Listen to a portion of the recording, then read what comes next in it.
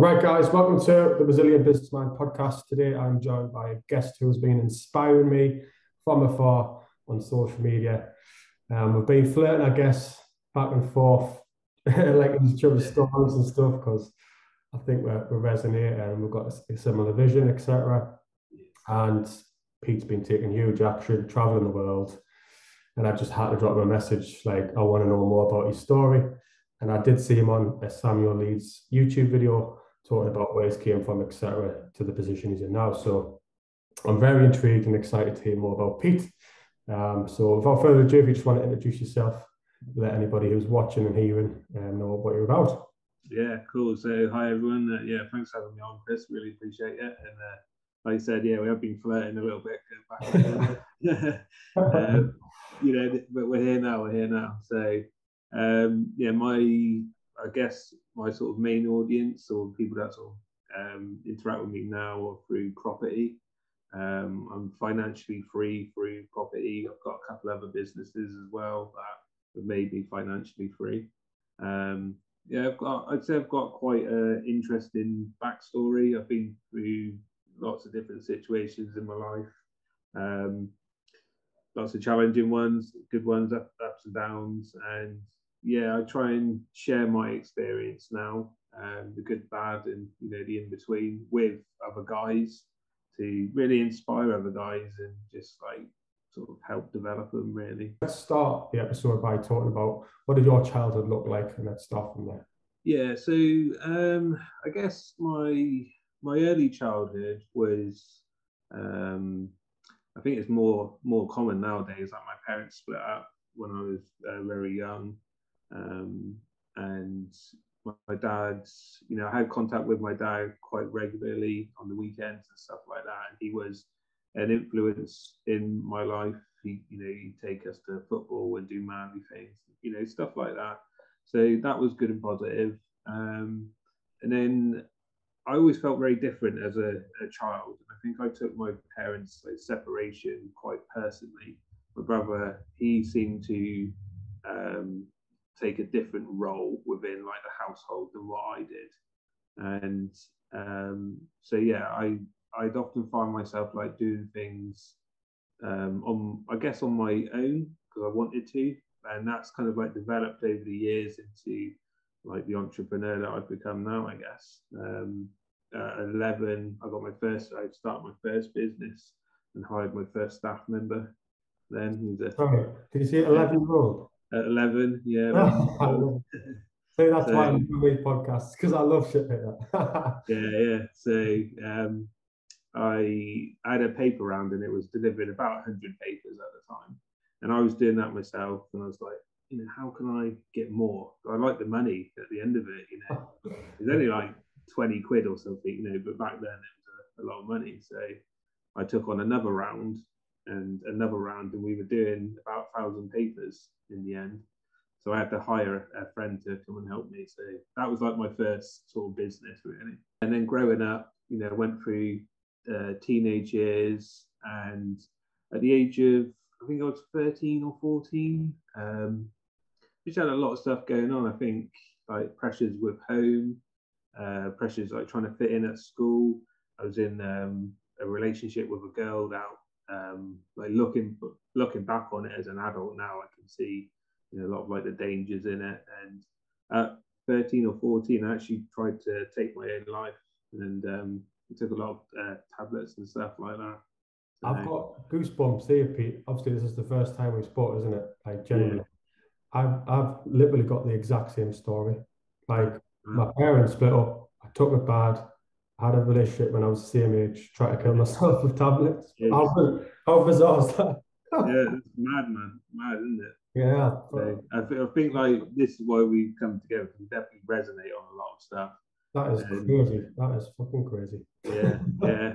So, after that, I don't know, I kind of really started looking into more self-development really, because obviously I survived, and at the time I didn't want to. And it really, put me on a sort of trajectory of well, you survived. Now what are you going to do? Do something with this. And so over the years, I've really developed that and gone up and down. with like all different things. At 16, I applied to go into the army, and I actually got rejected. Not through physical fitness or anything like that. I've always been really, really fit, whooped everything, you know. But they said because it was so close to when I took an overdose, that I was still classed as mentally unstable. And that was, you know, my hopes and dreams shattered at the time. I was, in a way, I was trying to escape like family life, you know, sort of wanted out of all of that. And so, yeah, I didn't get in. And I was really, really sporty at the time. I used to play football, basketball, high level basketball for county for the Somerset. Really good at football. And I left all of that behind. I went completely the opposite way. You know, went into like, you know, sex, drugs, and women, all stuff like that. And I guess I probably became like a problem child. You know, like really hard to handle, and really like angry with my mum as well. Very, very angry with my mum, and she couldn't. Looking back on it now, I think if I was too much for her to cope with, you know, she didn't know what route to direct me in. No, like fault of her own. It's more of like my strong personality. You know, I wasn't listening to anyone. Didn't care, you know, anything like that. So I actually ended up running away from home when around that time, and then I got put into a young person's children's home. You know, like my mum, bless her, she just didn't know what to do with me. She was at her last straw. You know, I look back, and I've got kids now, and I look back on that decision that, you know, she had to make then, and I bet it ripped her, you know, proper ripped her apart. But going through it at the time, you know, I obviously wasn't impressed. I felt like I was abandoned and all those sorts of things. So it's not until you get, oh, sorry to interrupt, it's not until you get older, is it, till you can sit back and reflect. Obviously, once you're harder with yourself, you'll understand it more than me, but not until probably the last couple of years I've understood myself and how I acted back then as well. So yeah, this comes with maturity, I suppose, doesn't it?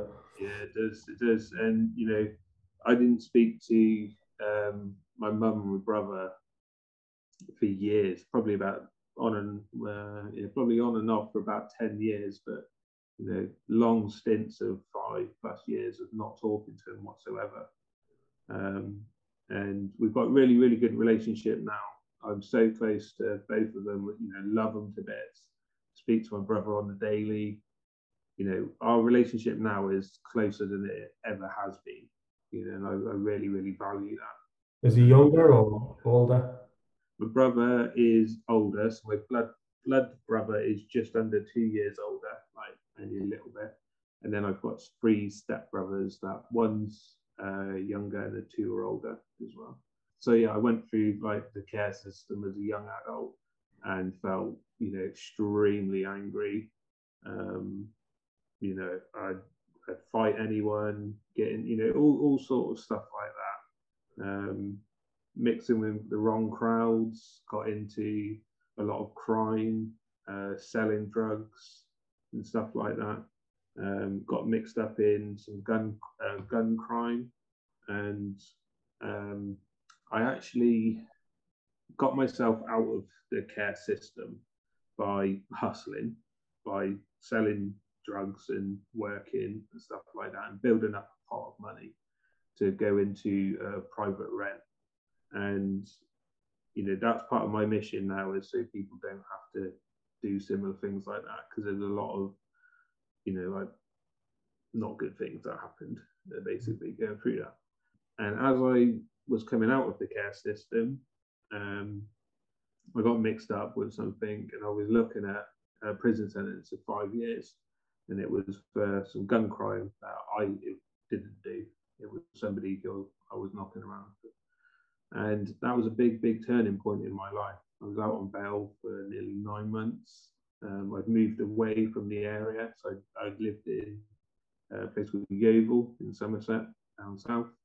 And I'd moved all the way up country to Liverpool.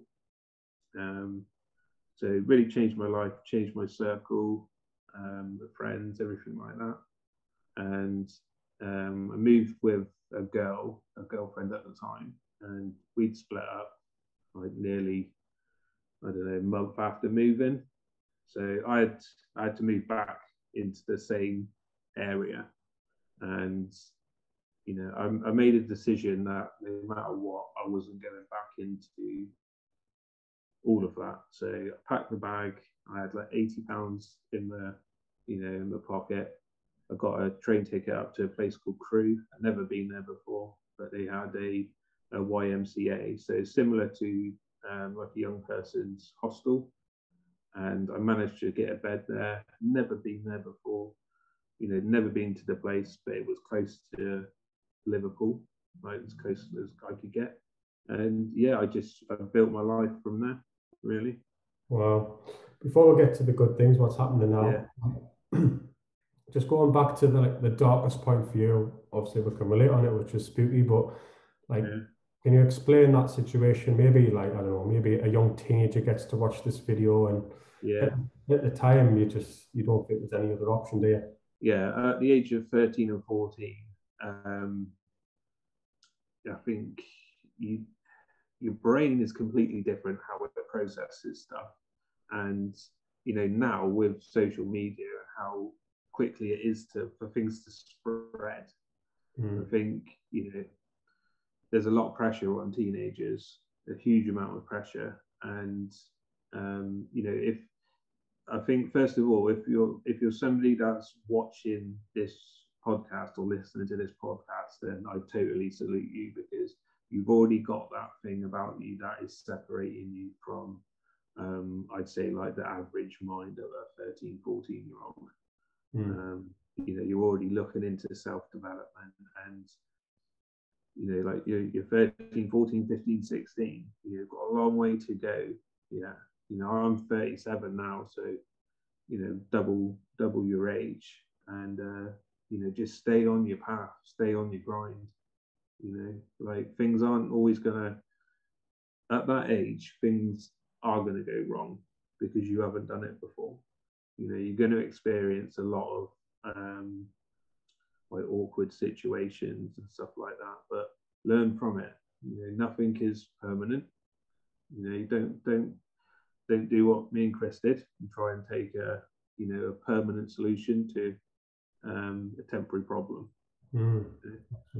And talk to people. Just keep. I know it's a cliche thing, and people say it, but one thing I've realized the whole way along through my life is that I need to talk to people, because what goes on in here, in my head, isn't always the right answer, and it's actually, I think it's a bit sort of egotistical if you believe you've got all the answers to everything. That's kind of how I feel. Right, we're back in the game. So Pete was giving insights to our darkest moments, of course, as a teenager before he froze. So that was very useful, 100% for any of the younger generation who potentially could watch this.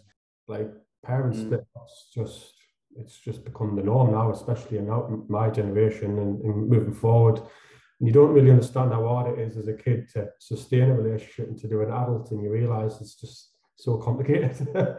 So yeah, I remember I was like the only, there might have been other kids at my school, and looking back on it, there probably was. But in my class, in my form, I was the only one whose parents were split up. And whenever the school reports come out, I always had to go and get another school report printed for my dad. And I always felt like such a numpty, having to do that, where everyone else had just got theirs. And I've been married myself and divorced. I was married for 12 years, been divorced for 6 years now, and my divorce actually brought me and my mum back together again. So yeah, after my divorce, about, I don't know, 4 months afterwards, I contacted my mum. I hadn't spoken to her for a good while, like 5 years. And, I needed some time to sort of sort my shit out and get myself together again, And yeah, like she understood, and I remember actually saying, apologizing to my mum for some of the things I said to her like in the previous years, and like the time that we sort of missed together, and like with parents being your parents, they love you unconditionally, and she's like, it's okay and that. But I knew it had hurt her definitely, and yeah, like until I went through it myself, I always felt like it was just me, sort of thing. And so yeah, I guess like if you're going through that as a teenager now, just realize that it's not just you. It happens to a lot of people. It's very sad, but reach out, speak to other people. Just like I was saying before, just talk to others, whether it's your mates or teachers at school. If there's a cool teacher or older people, talk to Chris. You can reach out, talk to me. Just talk about it. Don't keep it bottled up. So, did you tend to spend most of your time in your bedroom? I think that's one of the traits I did. I spent not really in my bedroom. I guess a little bit, but I spent a lot of time on my own because my mum had to work a full-time job, and she got stitched up with her job basically, and she had to work away from like our hometown. So, and my brother being a couple of years older, he was at secondary school, and stuff like that. So I spent a lot of time on my own, and I used to go and play a lot of sports. I played basketball, or go and kick a ball against the wall, Yeah. stuff like that. And even now, I understand myself now, and I need that time on my own. I've been traveling all on my own. I've not gone with anyone. I need that. I love people and I love being around people, but I can't be around people all the time. I'm no good. I'm no good to them being around. Mm. So, but yeah, as a kid, a child growing up, a young teen, I didn't understand that about myself at all. And I used to think I was weird because I didn't really. I'd see my friends and they'd all like be getting along, you know, and stuff like that, and like chilling, going out afterwards. And I didn't always want to do that or always feel comfortable doing that. I've always had lots of friends, like loads of friends. I've never not had friends, but I've never felt like, well, certainly when I was growing up, like I had real close friends, like a brothers, like a brotherhood. I do now because I Mm. put the work and effort into doing it, and I've got my own community. But yeah, I guess I wish growing up as a kid I understood that and understood like personalities of introvert, extroverts, and yeah, stuff like that. And I think that shows the power behind sport, doesn't it? Because I certainly utilised that as my escape as a kid as Yeah, well. Football, out on the pitch, forget about all your problems. yeah, And that's why you should definitely promote your kids to participate in a particular sport or yeah, exercise because it helps release, doesn't it? So, yeah. It's like a total escapism in a way, for a lot of kids, and they probably don't realize it at the time. But I can look back on how my life went in a completely different trajectory when I gave sport up, you mm, know, and then again when I brought sport back into my life. I was after my marriage, I weighed about 8 stone more than what I weigh now. well, So yeah, and so we split up, and then over that summer, I actually went back to college, and school wasn't for me. When I'd left school, that was it, done. Done. Couldn't get out there quick enough. So I went back to college, and I got my level 3 personal trainer qualification. well, me too. Yeah, No, we're so yeah, alike, it's crazy. yeah. I think that's why we resonate. I think that's actually how I first come across like all your stuff is through when I moved to Sunderland area. I seen like some of your gym stuff and things like Ah, that. right, yeah, it is.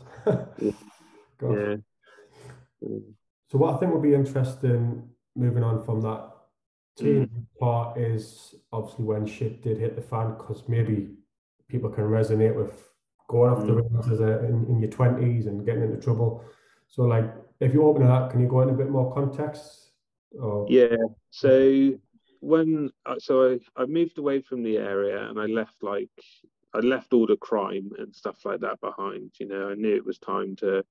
I could see my life was going in the wrong direction completely. The people I was knocking around with, some of them haven't made it now. Some of them have had, different types of accidents, and things like that. So their life has changed. Some of them are doing okay, but I don't know. I just had that thing about me, like, I've got this chance. I've been given this second chance. Like, use it, do something different. And so I moved away from all of that, and I managed to land a pretty good job at my age. It was like 19, 20 at the time. And I got a supervisor role for an office job for Network Rail, managing a small team of about 10 to 15 people. And that elevated my confidence, so much.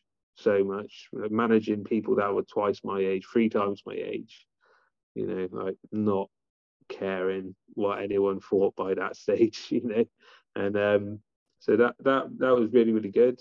And then from there I met my ex-wife, and we moved away from the area and had kids, and we had a difficult marriage, I'd say.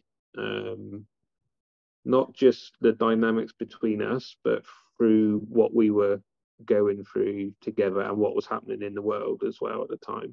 So we got married in 2008, and on our wedding day, this was when the housing crash, the financial, we went into recession. 2008, was it? 2008, yeah. So we got married in August 2008. We took the Friday off of work and got married on the Saturday. And some of our work colleagues, we're friends with them, they came to our wedding, and they told us on our wedding reception that we didn't have a job. We've been made redundant. Wow.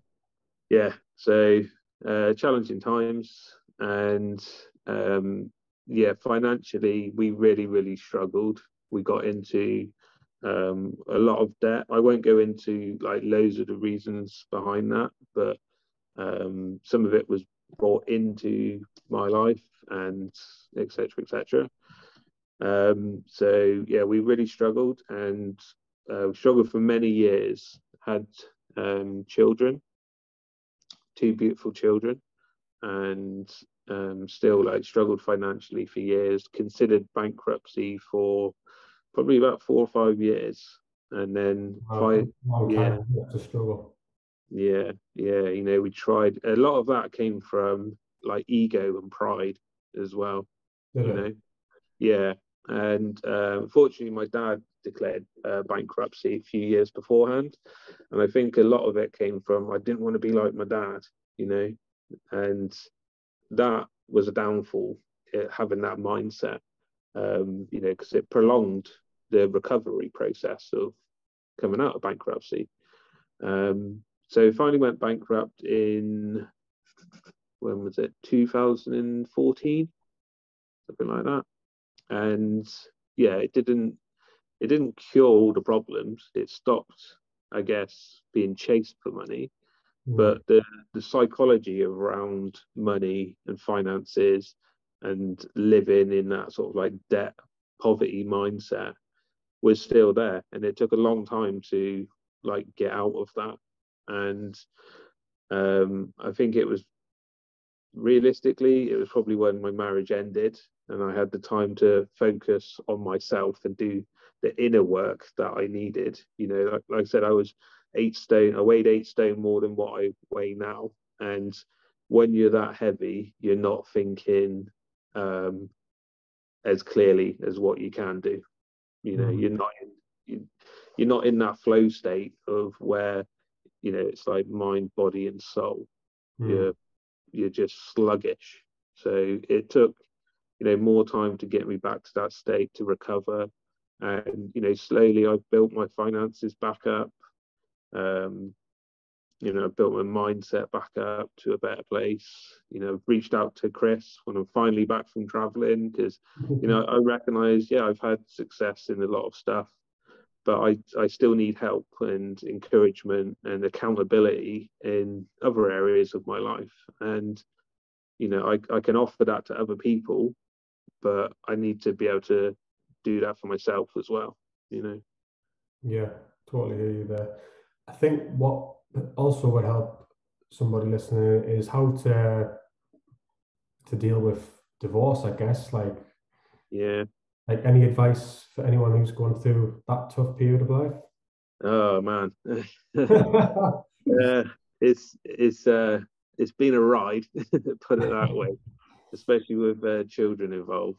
I mean, Mm, we were lucky, I guess, in a way that we didn't have any finances to split, so we didn't have a house, you know, because we got rid of everything through bankruptcy, you know, so we didn't have any finances to split. So it was a clean, you know, break in that sense, just a normal sort of two year separation. Um, but you know, unfortunately, what can happen in some relationships, and you know, I know your audience is male and female, so I try and sort of stay diplomatic to both. But what can happen is one of the parents who has the children majority of the time can become more of a controlling aspect in the children's lives. mm, And if there's negativity between those parents, that can and very often can get placed upon the children. And unfortunately, I don't have the same relationship now with my children that I did with when we lived together. And it's slowly been declining. I really, really hope and I pray over the years that it will return. And it's certainly something that I want. But again, I have to realize that there's only so much I can do, and the level of control that I have around that, mm. you know, and the healthiness of trying to maintain something that isn't there. It's like, you know, sometimes, especially as guys, we tend to like always want to try and fix things or keep going and keep going and keep going and keep going. That's not healthy for, you know, a guy to keep doing that. Mm. Sometimes you have to step back and look at a situation for what it is and release some of the control around that. And that's kind of what I've had to do with the divorce, really. It took me a couple years to leave the children's mum, my ex-wife. It wasn't an overnight decision. I I tried to set it up in a way where the kids would be looked after and she'd be financially looked after, or she could, you know, live in the situation that I'd left while providing for her, you know, herself as much as possible. But the mental aspect of it was very, very tough. And this is like part of what I'm trying to do with my community is, you know, divorce is a big thing now, especially for guys, like, I guess between like 30 and 40. You know, it's becoming more and more of a thing.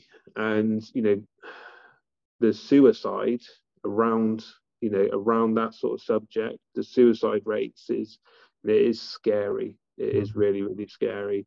You know, so I'd like people who are listening, if they're going through something like that, again, to reach out, you know, reach out to me. You know, hopefully, I'm sure Chris won't mind like trying to chat to you, but, you know, just reach out to you guys, because you guys are going to understand you as well. You know, reach out to the people that are close.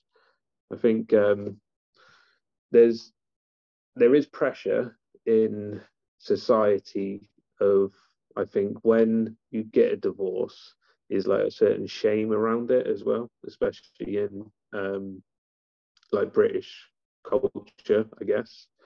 Um, It's the so it's the pedestal, isn't it? Really, yeah, that's what we think from as kids. Oh, you get married, happily ever after. It's on a pedestal, but yeah, then life continues. You still got to put the work in. People yeah, change as well, and we're always developing, aren't we? We have different values, different beliefs, yeah, yeah. different. I think as well, like yeah, I put myself on a pedestal because, you know, my parents are split up and all I wanted growing up was a family.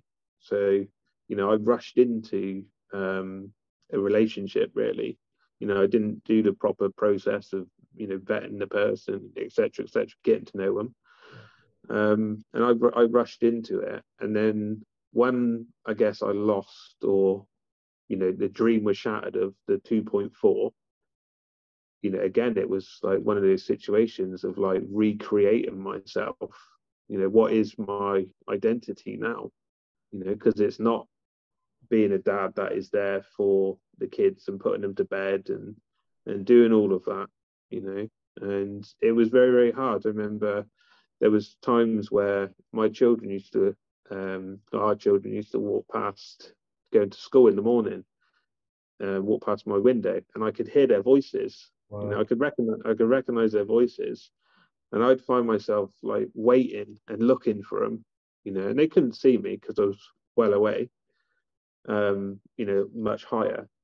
But I recognized I was becoming like obsessive with that, and it was killing me inside because I couldn't hug my kids, you know, and that was killing me. So I had to, around school drop off times, I like purposely had to close the front of that flat off and go and work in the back of the flat until after all school times were gone.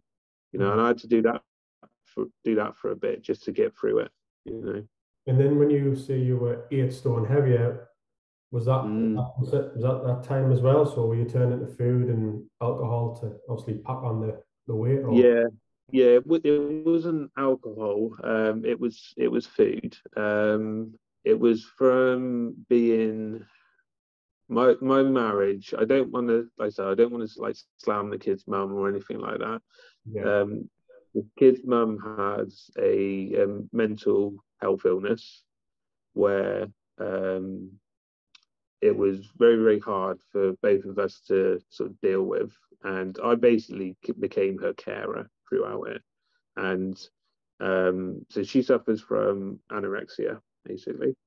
Yes. And um, so I think she went down the not eating side, and I went down the eating side of it. And over the course of 10 to 12 years, you know, I packed on a lot of weight, and it just crept on slowly and slowly and slowly. And yeah, when we split up, I remember looking at myself, you know, and thinking, like, my God, who the heck are you? You know, and that first the first run, I say the first run, I literally had to run from a lamppost to a lamppost. Just go to the first lamppost. Yeah, you know, and the second one was a lamppost to the, you know, the next day was to the next lamppost, and I built it up and I built it up, you know, and I focused on myself, I drilled myself, Mm. you know, wake up at 5 a.m. every day, in bed by 10 every day, you know, drilled myself to get myself back to a healthy level again, you Mm. know. And it was out of balance, you know. You don't always find balance in life. Sometimes, you know, I believe sometimes you have to go 100% in one direction just for a short period to get yourself back to some level, you know, and then build up a system that you Absolutely. can maintain, you know. I like to say like EDM, which is everyday method, you know, a little bit every day, a little bit every day. Just keep on it, consistency, you know.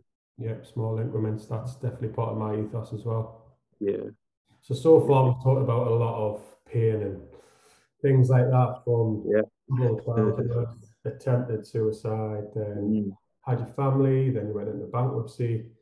Then what mm, happened? So you lost that weight, I'm guessing, obviously. And then what yeah, happened from that point forward? Did things start to get better, and what happened? yeah. So I got my personal trainer qualification, and then I qualified as a boxing coach, and I opened up a boxing gym.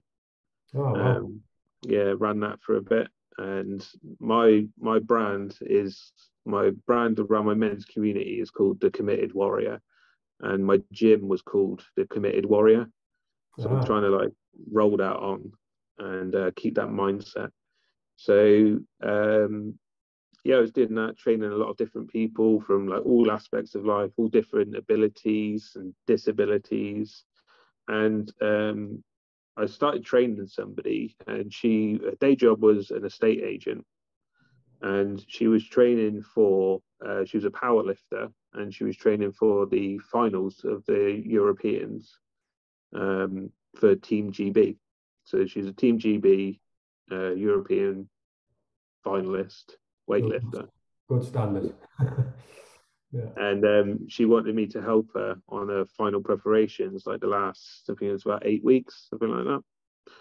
So we got to talking. I trained her, and then she coached me on properties, basically. There we go. Yeah. That's the instigator. Yeah, that's it. And you know, from moving around with family and personal life and stuff like that, I'd lived in lots of different properties, and you know, I'd always been interested in architecture and stuff like, just like how properties are. I knew there was money in property as well, and so I started to put offers in on properties, and I could see, you know, like how these strategies worked and stuff like that.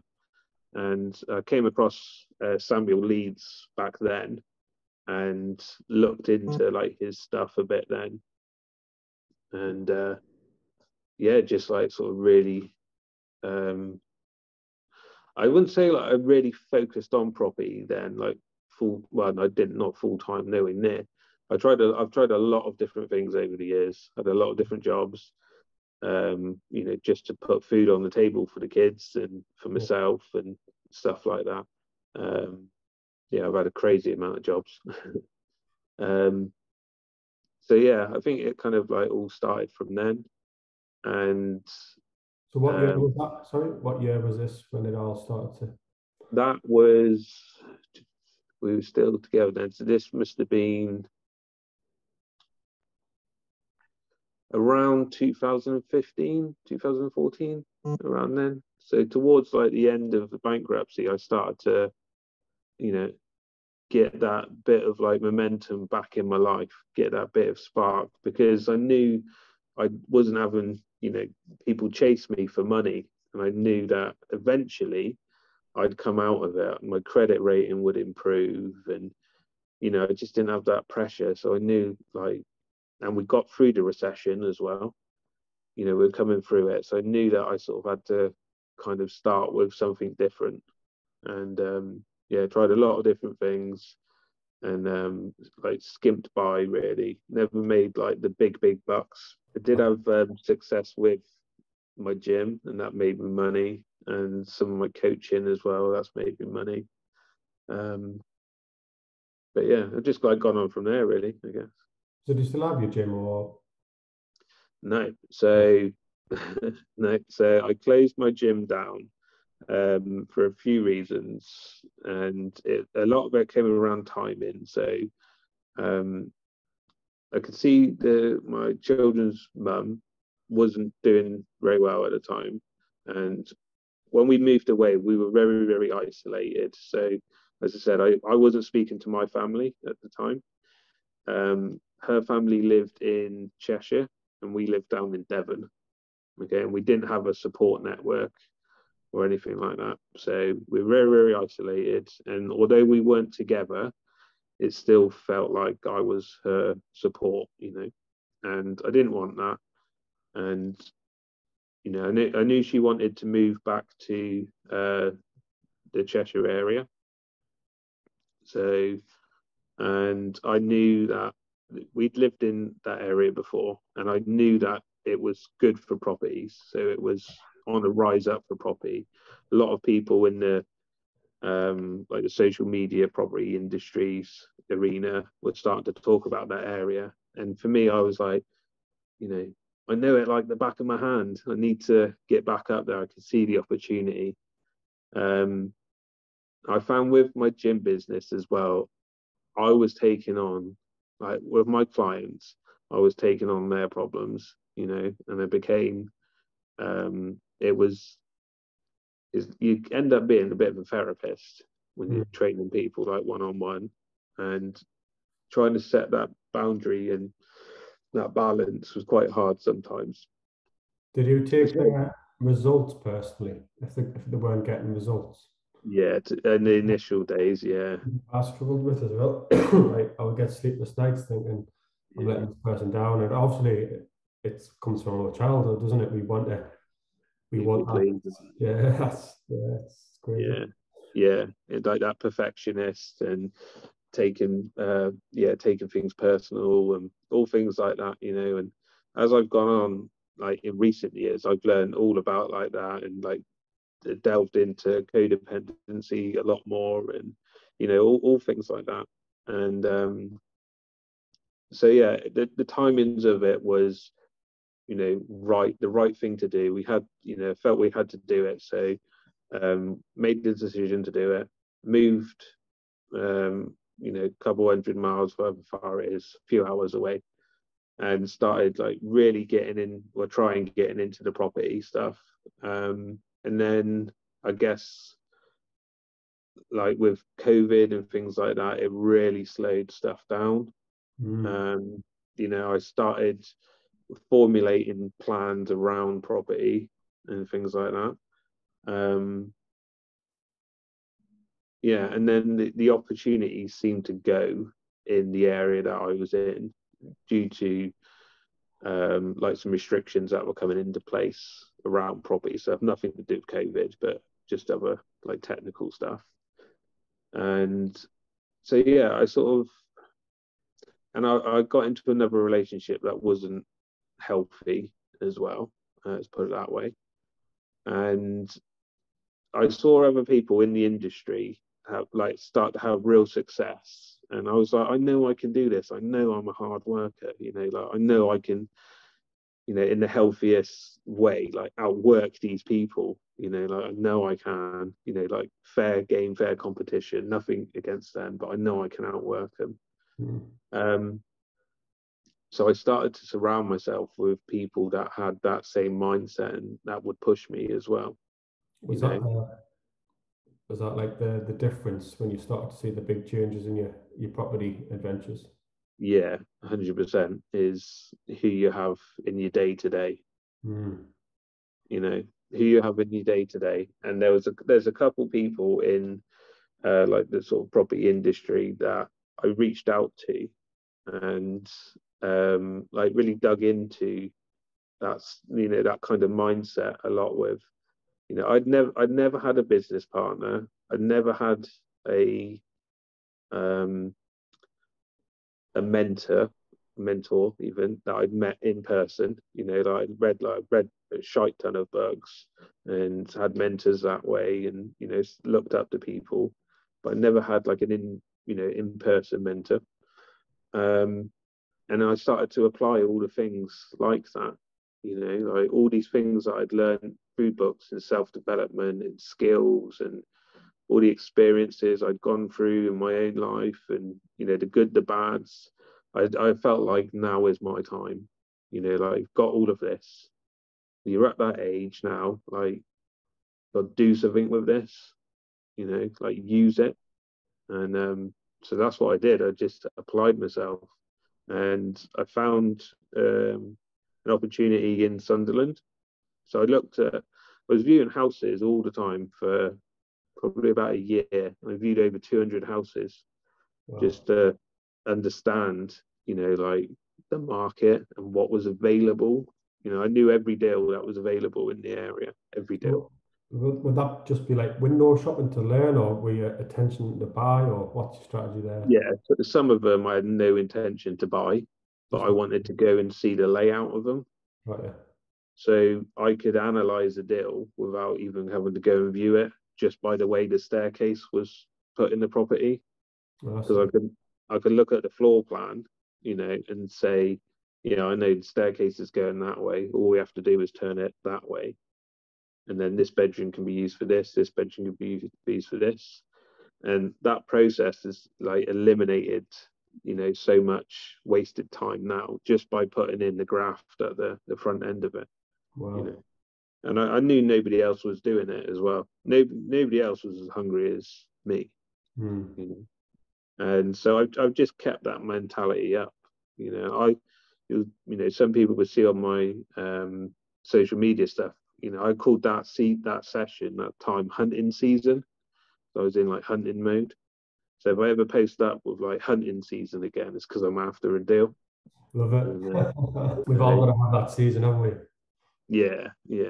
And then I moved to, so I saw this opportunity in Sunderland in the northeast, and I'd had my eye on like the northeast area for a while. I knew there was opportunity there, and so I found this deal and got the deal, working with an investor to help with the finance on it, and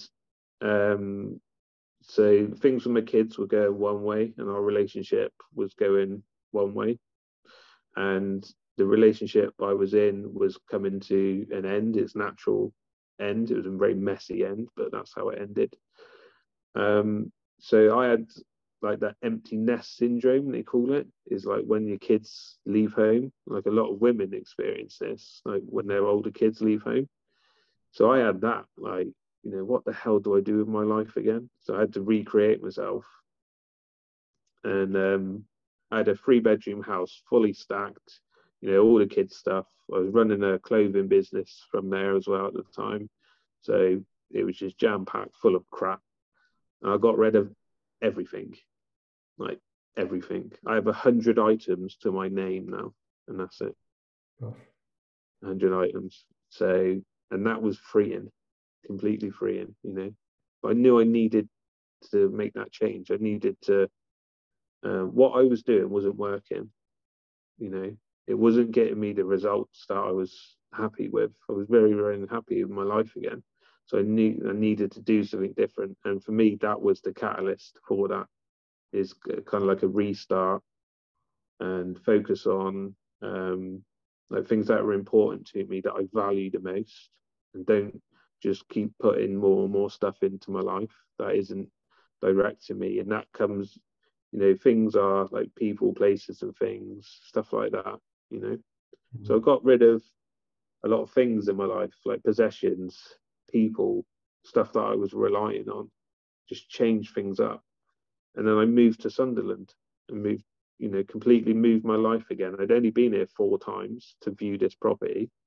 Is one that I'm in now, one that was on Samuel Leeds' YouTube channel. So that big property in Sunderland, is that the one? Yeah. I'm in it now. We've got an office here. Oh, Yeah, and yeah, I've just grafted, every day. So until I've finished the project, and then I've gone traveling. so is this the property that's made you financially free? Yeah, through property, this one has made me financially free now. Yeah. Amazing, eh? Yeah. I've got some other deals with business partners, but I don't advertise them on social, basically. But this one we did because it was a very interesting process of how we got it. And Samuel Leeds and my business partner, they've got big followings, and it's just good content, is inspirational content for people. So I was happy to oblige. Oh, 100%. It just shows the power of knowledge, doesn't it? Because Yeah, for the average person watching what you've done, you'd be like, how the hell have you managed that? yeah, To like yeah, get an investor to, because I obviously watched the episode, I was just like, how's he done that? yeah, Yeah. yeah. And anyone can do this, anyone can. And if anyone wants to become financially free through property, you don't want to do your 9 to 5, you're close to nutting your boss or whatever, like reach out, reach out to me. I'm always looking to work with people now. But just be prepared that if we work together, we're gonna go all in on it. I only want to do big property deals where everyone wins and they have an impact on people, and it is like that wow factor. Mm. But anyone can do this. I've not recreated the wheel or anything like this. It's a strategy, but you have to implement it. You have to take action, and this project alone has been incredibly challenging. I've had 3 break-ins, 2 storms, We didn't have boilers for a few weeks. Wow. Yeah, we had a relatively low budget to get it going, so it's had to be self-funded. I had 10 tenants leave all in one go, and then it was planned, and then had to re-tenant the whole house, build 17. This property's got 28 bedrooms, but I had to build 17 full bedroom sets, flat pack bedroom sets in 12 days, I think it was. So yeah, this project has been graft. A lot of people do one house, maybe like a 4 to 6 bedroom house, and they'll take 2 to 4 to 6 months to do it, something like that. Well, I renovated one property in 10 days, flat out, didn't leave the house, locked myself in, didn't see the outside, didn't feel fresh air. Just do a mission to get it done. Yeah, yeah, because I booked in to generate cash flow. I booked in 30 guests and used one of them for Airbnb. And this was for the Great North Run. So it's almost a year ago. Wow. Now. It's funny, I actually had somebody reach out to me today who come and stayed there last year, and she reached out and said, "Are you still using it?" I said, "No, I'm not." But that was funny. So yeah, it just, if you want to get into property, I'd say, well, in property or business or anything like that, if you want to do anything for yourself and you're a hard worker and you're working for somebody else, deploy that into your own gig, Yeah. and go all in, but surround yourself with people that have done it before, and aim to be, we all know these things that are said, but aim to be the person that doesn't know everything, in the room. If you know everything in the room, you need to change rooms. Yeah, you need to drop your ego, don't you, and just listen sometimes. Yeah, yeah, yeah, and it's exciting. Like, if you've got that about you, it's exciting. Like learning new stuff. And if you mess up, you can always say like, "I didn't know," and be okay with it, because it's like you've got that naivety, Yeah. about you. I know. Years and years ago, I sold a website, a domain name business, and I sold it all in all. I won't go into all of it, it's a long story, but for 12 grand. And that came off of me purchasing a domain name and around a brand or product, and the company that owned that product sent me a cease and desist letter to basically like close your business down, trademark infringement. I didn't know at the time, like honestly, I didn't know that was trademark infringement. But what I did is I went and bought another 500 domain names with that name in it, and then sold them all to them as well. God, smart So move. yeah, and we used that money to move house and all sorts of different stuff. But I always look back on that now and remember like the naivety of not knowing, you know. So that, like, I've tried to apply that now in other things, like, I try to say to myself, like, or even when I go traveling, like, don't get overwhelmed with stuff. Like, you haven't done it, and that's okay. Like, things are going to be okay. Mm. Yeah. Everything tends to be a lesson, isn't it, with time? Like, Yeah. you can't see it in the moment, but eventually it turns out you're like, God, that taught me a lot, that moment there. Yeah. Yeah. It's one of life skills, is to be able to just stay patient and look at the bigger picture and not get overwhelmed in the moment. And I think a lot of that like goes all the way back to, like being 13, 14 and feeling that pressure and trying to take my own life. And, Mm.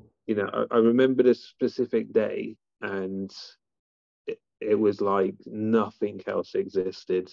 I remember being in the room exactly where I was and everything I was doing, and it felt like the world was just closing in on me, Mm. and luckily it didn't. But I recognize that feeling now within myself. There's no way like near as bad, never as bad as that. But I recognize that feeling of like being closed in, the pressure now. So I always try and like stay ahead of it, you know. Yeah, like go for a break somewhere, reset. As soon as you start to get them signals that that's potentially on the horizon. Yeah, be proactive. You know, if you're somebody that suffers from, you know, mental health, Tyson Fury says this a lot, the boxer. You know, if you're somebody that suffers from mental health, a mental healther, you know, you have to be proactive in being like not positive, like positive all the time, but being aware. Mm. And you know, I've said this a lot about how I lost weight. So when I put weight on, I was very unconscious living of like how I was living. You know, I was just eating, wasn't exercising, I wasn't conscious of what I was doing. Yeah. But to lose that weight, to, you know, live a healthy life, to be in a flow state now, I have to be conscious of what I'm doing. So I have to be conscious of what I'm eating. You know, I have to be conscious of like, am I spending too much time sat down? You know, I have to be conscious of, you know, am I putting too much workload on? You know, am I not taking care of myself enough? Am I not putting myself enough?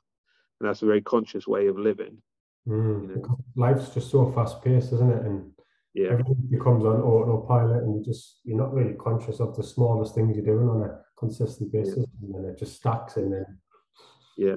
yeah, It's the compound effect, isn't it? So a lot of yeah. business people talk about a positive compound effect. You know, Mm, do this habit, you stack this habit, and do it. You know, you'll get this result, or in, you know, finances. You know, reinvest the interest, reinvest the interest.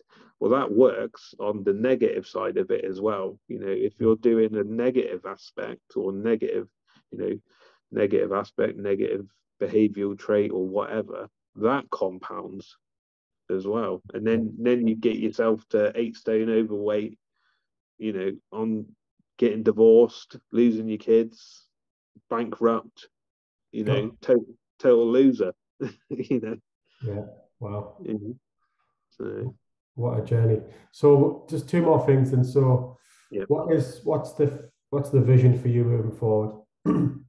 So my vision moving forward, I guess I kind of know where I want to go business wise now. I sat down a while ago and really worked it out. You know, 37 now, going to be 40 in the next few years. Then the next stage is 50. Da, da, da, da. So I can't take all the same risks as what I could do when I was, you know, like 19, 20, etc. Mm, But, you know, I've got the experience now to, you know, apply it and stuff like that. So my vision now going forward is to create a care company, and you know that's started now. I've got lots of other businesses on the go that are tying into it. You know, we're building a property empire, whether it's got security, management, cleaning, setups, all the rest of it. So all of this is coming together. My main vision is to create this care company where young adults, I'd say, around like the same sort of age as me, they come into, you know, if they find themselves into the care system, we really, really help them and support them get into private letting, like out of that care system or care living, but they still have support if need be. You know, help them through the business side of it, the coaching, things like that. And then we have a property sort of ladder, I guess, where they can go through a main hub at like 18, 19, and then into their own flat. And then if they were to meet a partner or wanted a house or go into a house share, they could go into that. And then go on and on and on and on. Like if you look at your life and think, you know, yeah, I'd probably start off in like a house share, and then I'd get my own house, and then I'd meet somebody and we'd get a house together, you know, and then we'd get kids and we'd get a house like that. Well, that process That's what I want to create through a care company and a property company, but take it everywhere. My business plan is to have one hub and then the trajectory of that ladder in every UK city. So this is why I've been traveling around to start putting all these plans together, getting to know the areas, making contacts, etc., etc., and then go into European cities as well. So this is why I've been traveling around Europe. And Wow, what a smart man. And obviously that comes from the passion of your resilient journey in life, of course. yeah, that's it. Like I'm at the stage now, where I feel very blessed that I can look back on my journey and I've got rid of that victim mindset. I had that victim mindset like for so long. Why the hell is this happening to me? Like poor me, poor me, poor me. Well, now I know. Now I know why, because I got work to do, and this is my work. So this is, people talk about it like finding their life purpose. Well, I feel like I've got mine now.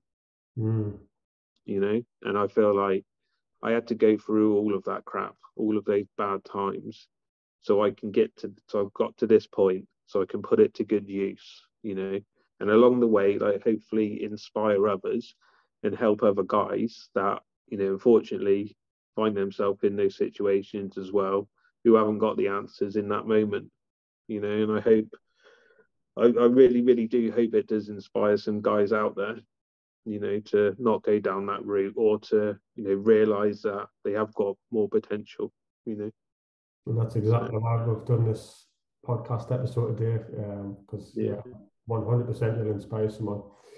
And then finally, like, just tell people who you're off to next in the next couple of days, is it? I think. Well, in the next, I've like I said, I've been traveling for the last couple months now, on and off. I've come back to the UK to help my team members, help my staff, and make sure they're all cool and supported and everything like that. So I've just got back. I've been to Norway a couple times, Sweden, Denmark, Finland, Estonia, Ireland, Scotland, Italy. I've climbed Ben Nevis a couple of weeks ago. I did half the coast to coast walk. So the coast to coast is walking from the west coast of England to the east coast of England. I've done half of that now. So I got to a place called Shap. That was brutal, absolutely brutal. Going over one of the hardest physical things I've done, and being a personal trainer, been in fights, and that's probably a podcast in its own, to be honest. And the mental side of doing that is unbelievable. So I did that, and all of that is in, and I've been going around just with a backpack, all these places. I've traveled quick, traveled fast, to show people that, through property, this is how you can live if you want to live. It's inspired me, mate, 100%, absolutely, yeah. Cool, man. And I do it differently as well. Like, some nights I will purposely sleep rough to keep myself humble, because I know it can be whipped away from you in a heartbeat if you take if you step off your purpose as a man.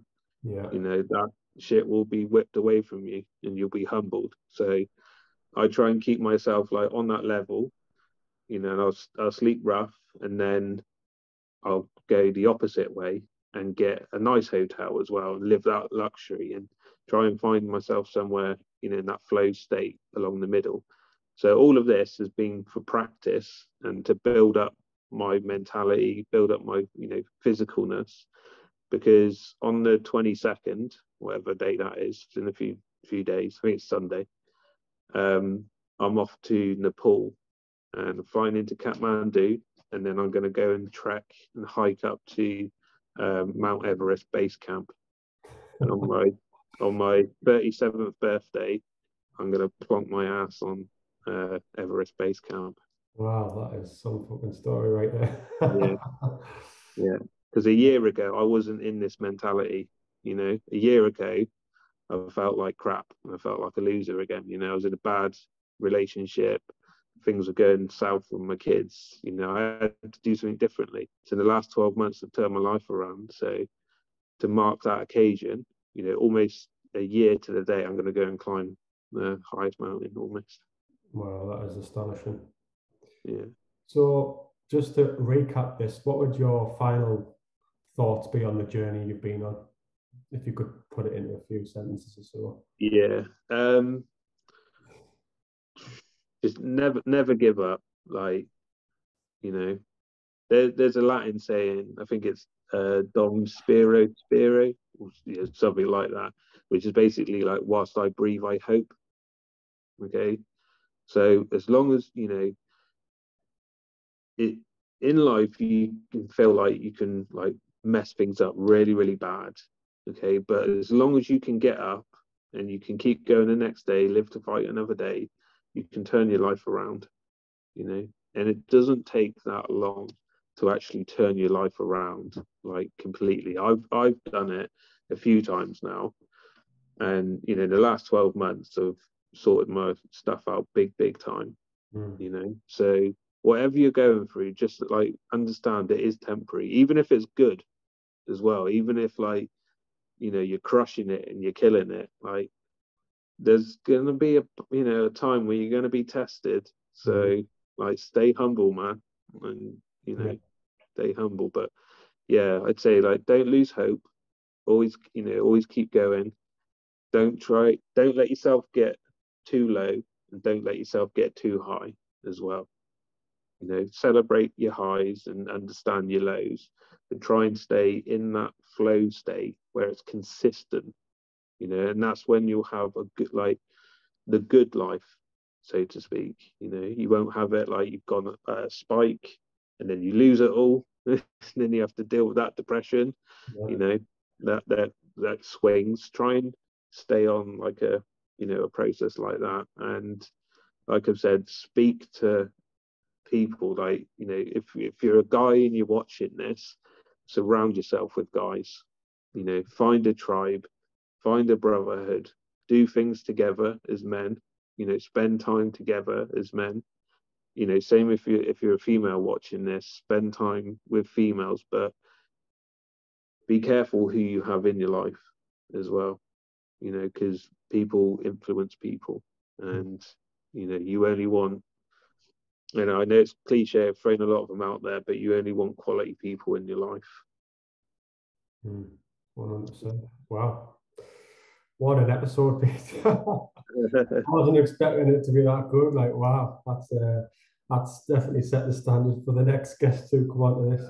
I'm sure it'll be fire, man. I'm sure the next one will have their own story, you know, and I'll tune in. Where can people get in touch with you if they want to link up with you and stuff? Yeah, so it's probably best at the moment for the next like 6 to 8 weeks. I'm going to be, you know, traveling up Nepal, and then I'm going to be down through India, and then I'm going away again. So yeah, probably on Instagram. My Instagram handle is at Mr. Pete Wilkinson. So check me out on there. You know, send me a message, send me a DM. You know, let me know that you've seen Chris's podcast, seen this. You know, that's how you found me. That's all. You know, always good. But that's probably the best way. And then I've got like my other links to my community, my security stuff. So you can, you know, follow it on there. Got a YouTube channel that's coming out eventually. Awesome. Just sort of building the content up for it at the moment.